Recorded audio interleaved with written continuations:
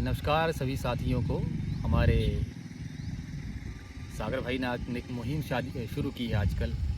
Blogging के माध्यम से ये संदेश दे रहे हैं, युवा वर्ग को जागृत कर रहे हैं। जो भी आजकल की समस्याएं हैं, जिसे हम बोल सकते हैं सामाजिक हैं, जैसे हमारी पंचायत लेवल की हैं या हमारे भी जो हमारे युवा साथी हैं उनकी भी जो बॉन्डिंग की कमी है, अपने ब्लॉग के माध्यम से बहुत उम्दा तरीके से ये समझाते हैं।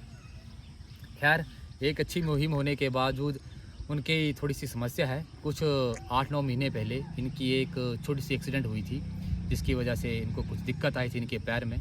तो तब से लेकर ये पूरा अपने ब्रह्मचर्य का पालन भी कर रहे हैं, रोज़ शुद्ध शाकाहार का सेवन करते हैं और एक्सरसाइज योगा के माध्यम से शरीर को फिट बना रहे हैं। तो आज इसी मुहिम में इन्होंने मुझे एक सुअवसर दिया है कि आप भाई जी, जो मैं ब्लॉग बनाते हैं, हमारे जो फॉलोअर्स हैं उनके लिए कोई सोशल मैसेज आप भेज दीजिएगा।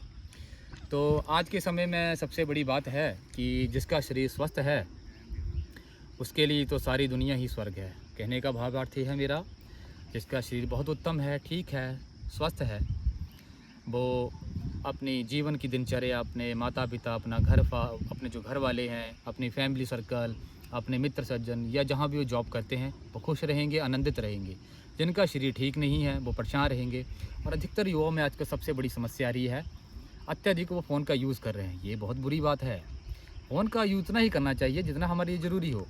और अभी आप रिसेंटली जो आंकड़े देखे जा रहे हैं, जो सर्वे हो रहे हैं, शोध कार्य जो हो रहे हैं, उसमें बताया जा रहा है कि 10 से 20 साल में हर घर में एक व्यक्ति की जो मानसिक हालत होगी, जो मेंटली डिसऑर्डर के शिकार होंगे।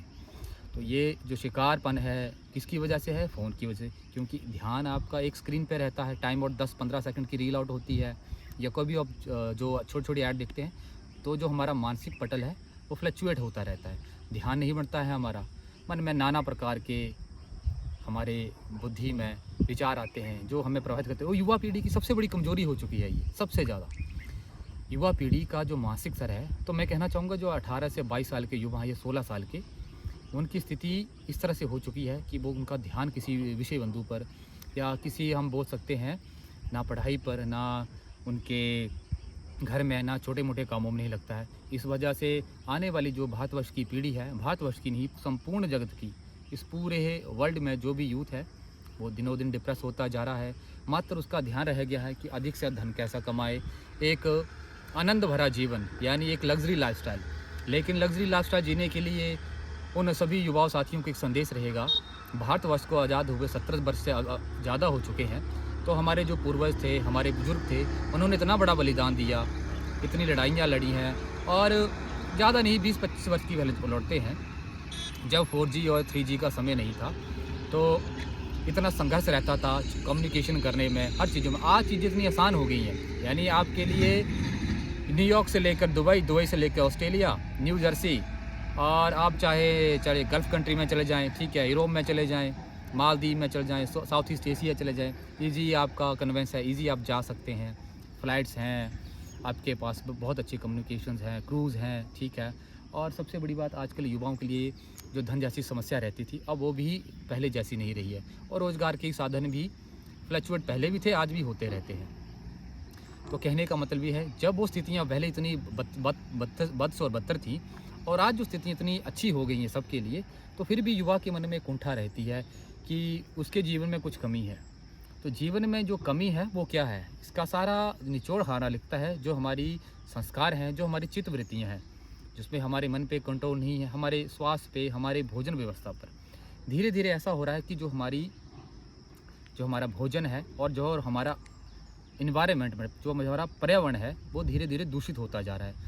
हम प्रभु परमात्मा का बहुत हृदय की गहराई से धन्यवाद करते हैं कि जो भाई बंधु उत्तराखंड, हिमाचल और केरल में और गोवा में है, उनका जो पहाड़ी राज्य हैं और नॉर्थ ईस्ट जैसे हैं, मेघालय, मिजोरम है, वहाँ बहुत अच्छी स्थितियाँ हैं, पर्यावरण शुद्ध है और ऑर्गेनिक चीज़ें हो रही हैं। जैसे आप दिल्ली मेट्रो, बॉम्बे में जाते हैं, तो वहाँ की स्थितियाँ बहुत भिन्न हैं और बहुत ही दिन ब दिन बदतर होती जा रही हैं। लेकिन एक बात देखी जाती है कि आपने चीज़ देखी होगी, जब कोई चीज़ बहुत ज़्यादा विकसित होती है, जैसे आपने देखा होगा टिकटॉक का एक 2-3-4-5 साल एक घटना घटी थी। टिकटॉक शॉर्ट टर्म जो वीडियो बनाने वाले, तो उसका प्रभाव हर भारत की हर क्षेत्र के, पूरे इंडिया के अलावा पूरे वर्ल्ड में हुआ था। तो ये चीज़ धीरे धीरे फैलती हुई हमारे युवा साथियों की नसनाड़ियों में जा रही है। शॉर्ट ऑन वीडियो बनाते हैं, इंस्टाग्राम है, हर जगह पे जा रहे हैं। मैं उनका ये नहीं बोलता कि आप यूज़ कीजिए, लेकिन आप अच्छे कार्यों में, ठीक है। जैसे आप कोई अच्छी वस्तु देखिए, कोई ऐसी चीज़ जो जानकारी वर्धक हो। देखिए इंटरनेट में तो बहुत सारी चीज़ें हैं, अच्छी से अच्छी, बुरी से बुरी। तो सबसे उपयोगी क्या है आपके लिए? आप जैसे साइंस के छात्र हैं, योग के छात्र हैं, वाणिज्य के छात्र हैं, या आप किसी भी विषय में आप स्टडी कर रहे हैं, अध्ययन कर रहे हैं, तो वहाँ से आपको अच्छी जानकारी उपलब्ध हो जाएगी।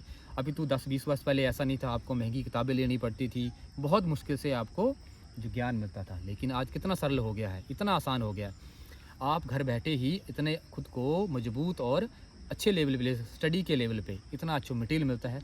बस आपने फोकस यही करना है कि जो विषय आपके लिए ज़रूरी हैं वो आप वही कीजिए। यानी व्यर्थ की चीज़ें, रात्रि के समय आप फ़ोन का यूज़ मात्र उतना करें जितना आपके लिए आवश्यक है, ठीक है। और मुझे नहीं लगता कि सभी बिजनेसमैन हैं, आप समझ रहे हैं मेरी बात को, सभी बिजनेसमैन नहीं हैं। तो युवाओं और छात्र हैं, उनके लिए पढ़ाई पे फोकस करें, ठीक है। और जो छोटे बच्चे हैं उनके लिए कोशिश करें कि उनके लिए फ़ोन ना दें। उनके लिए हम क्या करना चाहिए? परिवार के साथ अधिक से अधिक समय बिताना चाहिए।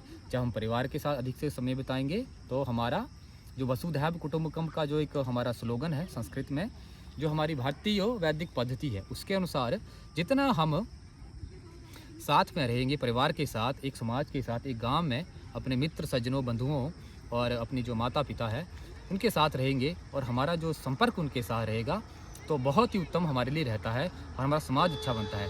किंतु आज के समय में जो शहरीकरण का जो वातावरण का जो माहौल है वो गांवों तक पहुंच रहा है।